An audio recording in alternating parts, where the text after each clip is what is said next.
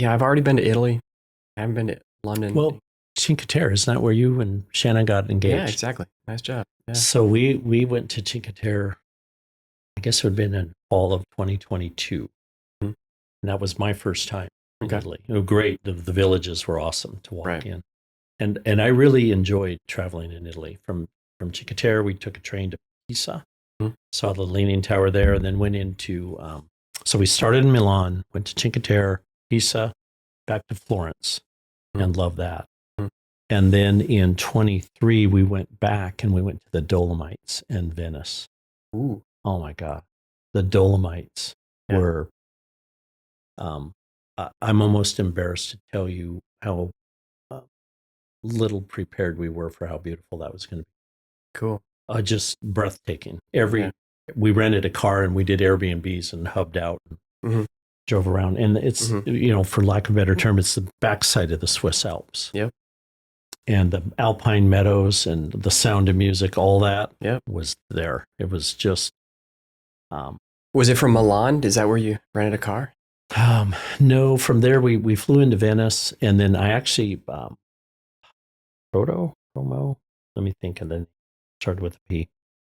I rented it from an airport, so I took a rail to the airport to only rent the car and return it to the airport while we were in the Dolomites, and then we took the train back. Amazing.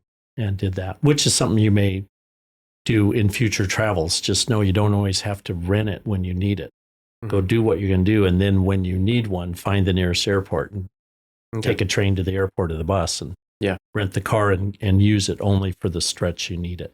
Well, this has got me thinking, like maybe we should fly from, Paris to Venice on like a little jumper in Europe, Venice is cool. Now, Venice is a pedestrian town. Have you been in Venice? Yep. Okay. Really cool. Yeah, spot. totally cool. And the beads go out to Murano, the little islands where they have the Murano glass. Yep. And all of that. Yeah, I want to do that. Yeah. And then maybe work my way across northern Italy through the Cinque Terre, through all the way to Nice. Because then you get then it's basically more time in northern Italy than it is in France, like South France. Right. Because I'm not sure about that many days in south of France. I don't know, wine tasting. I know which isn't going to be something we're interested in with a 18-year-old daughter. Right. So I don't. Is it just going to be you? Who's going with you? Just me and her. Yeah. So I'm not really interested in drinking a lot of wine. Like French wine or any of that stuff. I mean, if it was, yourself and your wife maybe, and you both enjoyed wine maybe, but anyway, we're just.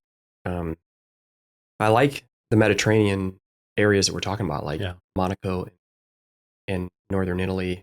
It'd be great to see the Cinque Terre, and that one's fun because you have you can walk in any of those. There's walks, and then you've got the rail that will also take you where you need to go. Mm-hmm. Greece is really steep, though. Greece is steep and it's big. And how long are you going to be there? 10 days.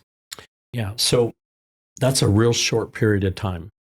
So if you were asking me, gee, how would I spend that time there? I would ask your daughter give her options. Yeah. So come up with 5 things, write them down, have your phones ready so she can do a quick Google to see, and say what we really need to do is we don't want to chew up all our time traveling in between. So let's concentrate.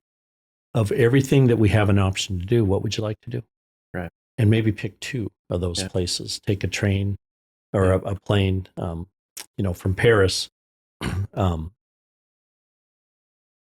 and get on the Mediterranean in the south of France, in those villages down on the water. And just, on stuff like that, I use TripAdvisor. Okay.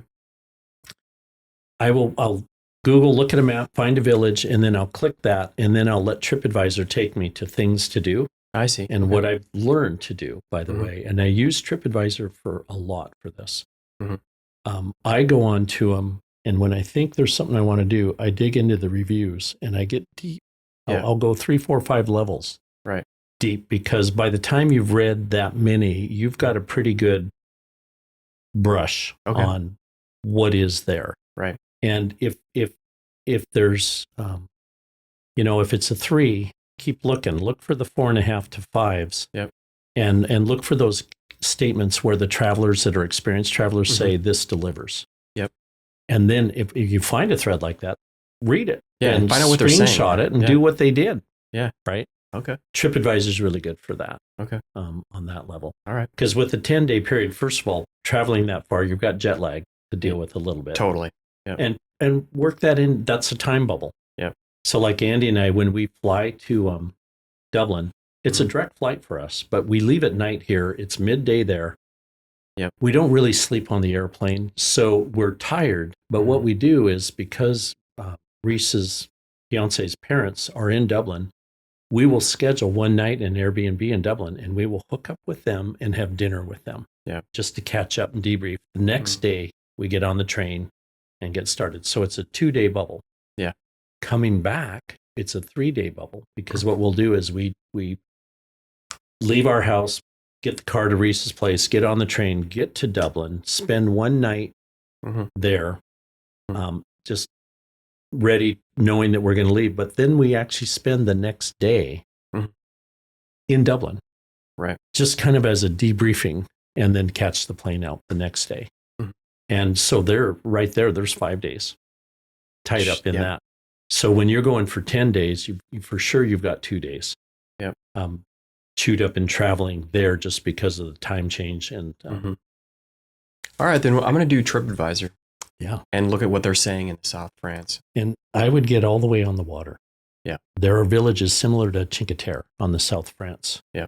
In the water. Okay, we'll do that. And that's fun because you're dealing with fish. Now, in France, there will be fish and sea, but there's a sea life and there's tourists and boats, and the photo ops are spectacular. Oh, I bet. With the cliffs and the rocks and swimming. Okay. Make sure you take swimming trunks. Okay. Yeah, we'll do because there, even this time of the year, I'm sorry, you're going to be there in June? Yeah. Yeah, in June. Should be warm enough. Oh, yeah. You just maybe need a not in backpack, London, a pair of trunks, and a towel. and literally in Europe, people literally just change right where they are, on the sidewalk, whatever. It's not no beach houses and all that. They just wrap in towels and drop trowel, put on their trunks, and boom. Yeah. And just go. It's really wild. Love it. And love it. Yeah, actually it is. It's really cool.